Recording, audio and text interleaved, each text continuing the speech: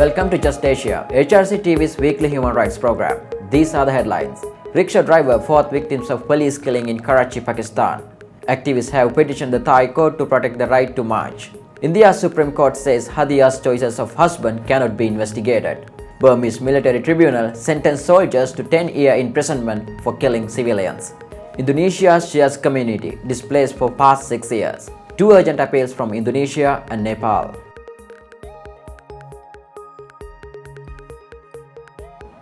Welcome to HRC TV's Just Asia. I am Mamila Sampath. This week Just Asia begins with Pakistan, where police shot dead a 24-year-old rickshaw driver on Sunday while allegedly chasing a terrorist. It was later found that the driver, Maqsood, was nothing to do with any terrorists or gangs, and the police simply shot him when they could not target the terrorist. Although the police officers have been arrested, no charges have been filed yet. Maqsood's shooting on January 21st is the fourth police killing seen in Pakistan's capital city of Karachi this year. On January 14th, the dead body of Dr. Hassan Safar Arif, former professor of philosophy, was found in the back seat of his car with several torture marks.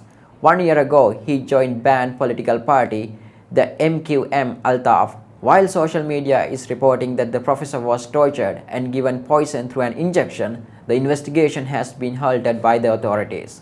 19-year-old Intizar Ahmad was shot by plainclothes police on January 7th, apparently because the son of high-ranking police officer was interested in Ahmad's girlfriend. The police stopped Ahmad's car and shot him 16 times. After much public protest, all the police officers arrested except the officer whose son was interested in the girl. On January 3rd, a young man, Nakibullah, was arrested from a restaurant near his house and was kept in illegal detention by a senior superintendent, Rao Anwar. On January 13, the police officers announced that Nakibullah was killed along with 3 other terrorists in an encounter. In fact, the police asked for a bribe for his release, but when no money was forthcoming, he was shot dead. In the last 2 years, 1,360 persons have been killed in the police encounter. Just Asia speaks to Lawyer Javeria Younes for more information.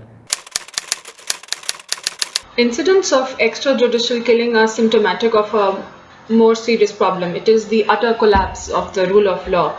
Though it is not a new phenomenon in the country, it only came to foray because Nakibullah was a social media starlet, having many followers on his Facebook account. His murder elicited huge media backlash and protests by the civil society, forced the administration this time to act. There may be many other innocent victims whose deaths in fake encounters have gone unnoticed.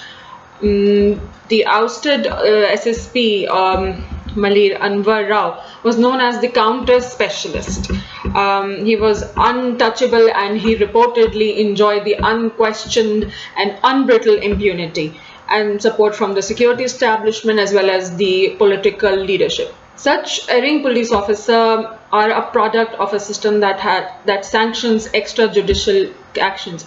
Custodial killing and fake encounters have become the de facto crime deterrent, where suspected criminals, militants, and sectarian extremists are killed. Not only are killed across the country. An out-and-out license to kill makes incidents of extrajudicial killing inevitable, and I don't think they will stop anytime soon. I think there should be a judicial inquiry into all suspected encounters. Retrospectively, perpetrators of the crime must be punished. It will help prevent such excess use of power and authority in the future. More importantly, however, is to reform the police system that produces officers like Rao Anwar. His impunity came from the political patronage. I think the government must put judicial and monitoring system in place, and that there should be a public oversight committee of all police actions, particularly police excess. And I believe no one should have the impunity to use power indiscriminately, and no one should be above the law.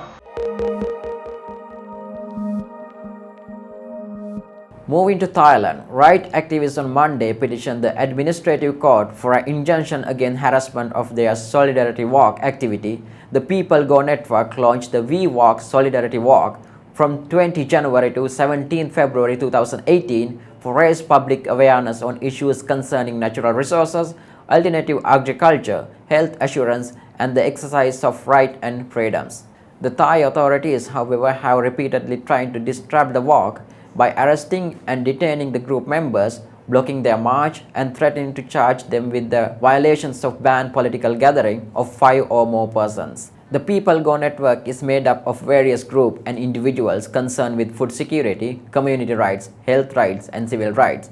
For more information, AHRC interviewed Mr. Surachai Trongngam, a senior lawyer representing the People Go network. วันนี้เรายื่นคำร้องขอคุ้มครองชั่วคราวนะครับที่ศาลปกครองกลางแล้วก็ขอให้ศาลไต่สวนให้คำร้องเนี่ยโดยฉุกเฉินนะครับก็นั่งรอกันอยู่จนถึงตอนเย็นนะครับก็ศาลก็มีคำสั่งสั้นๆนะครับว่ายังไม่มีเหตุฉุกเฉินไอ้ที่เราจะขอให้ไต่สวนวันนี้ขอให้ฟังความเห็นของตำรวจซึ่งเป็นผู้ถูกฟ้องคดีก่อนนะครับแล้วก็ศาลยังสั่งต่อไปว่าจะรีบพิจารณาคำร้องขอคุ้มครองชั่วคราวให้โดยไวงั้นต่อไปครับก็คือว่าวันนี้ไม่มีการไต่สวนคำร้องขอคุ้มครองชั่วคราวครับแต่ว่าเข้าใจว่าศาลเนี่ยก็จะมีคำสั่งครับส่งคำร้องของเราให้อีกฝ่ายเขาแก้คัดค้านมาก่อนนะครับแล้วก็จะนัดไต่สวนอีกครั้งครับ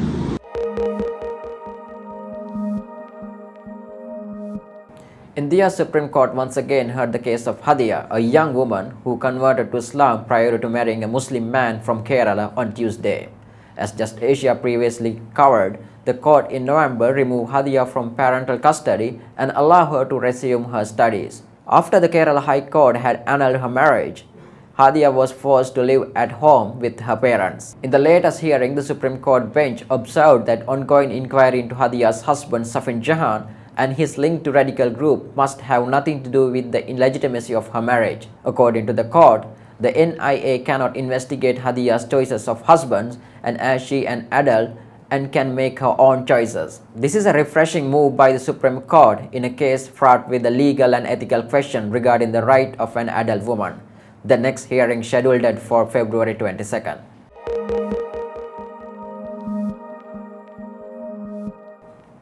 Next, a Burmese military tribunal has sentenced 6 soldiers to 10 years in prison for killing 3 civilians in war-torn Kachin state last week. Kachin state is a home to an ethnic rebel army that has been fighting the Burmese military for more than 7 years. More than 100,000 people have fled fighting and live in refugee camps. The 3 civilians killed were among a group of 5 detained by soldiers last May while heading back to their refugee camp. 2 of the men were released and returned to the camp while the bodies of the other 3 were found in the shallow grave 3 days later. Right groups welcomed the rare prosecution and punishment of the soldiers while raising concern about the trial being held behind the closed doors. Burma's military has been accused of violating human rights with impunity for decades, including in its conflicts with rebel groups. Most recently, it has been accused of ethnic cleansing against the Rohingya in Rakhine State.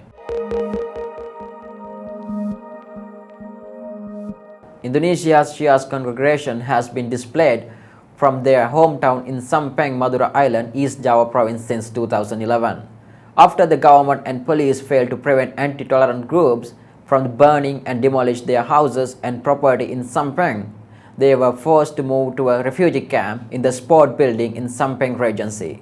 They were then transferred to Suarjo Regency, where the local government provided modest apartment for them to stay until today. Over the last 6 years, the displaced Shias have faced various problems, mainly economic. The local government refused to pay school tuition for children and refused to provide expenses to repair their apartment. Also, only 45 families out of the 342 families are given health insurance. There has been no effort to find genuine economic solution for the Shia refugees, with the government providing a merely IDR 709,000 monthly income, hardly enough to cover their living and education expenses. Most importantly, the government is reluctant to find a way to return them to their hometown, despite strong pressure from civil society groups to fix the matter through a conflict resolution mechanism.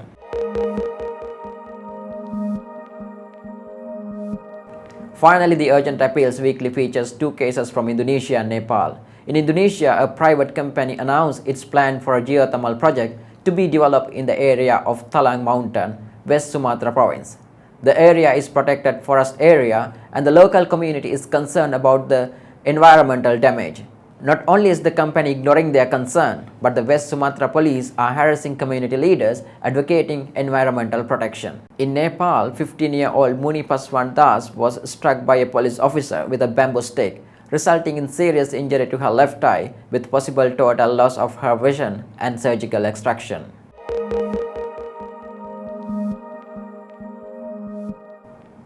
That is all for this episode of Just Asia. For more on these and other issues, please visit www.humanrights.asia or www.alrc.asia/justasia.